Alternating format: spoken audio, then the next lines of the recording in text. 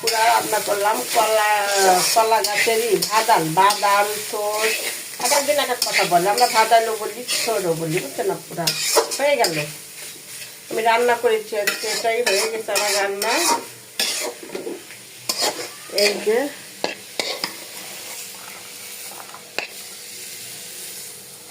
আমার রান্না হয়ে গেছে, এটা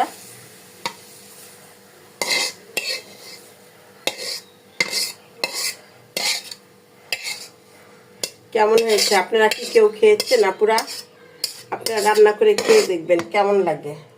আমরা ডাল দিয়েও খাই, ভাজিও করি, সবভাবে আমরা খেয়ে থাকি। এটা আপনারা কিভাবে খান আমি জানি না, আপুরা খেয়ে দেখবেন কেমন হয়।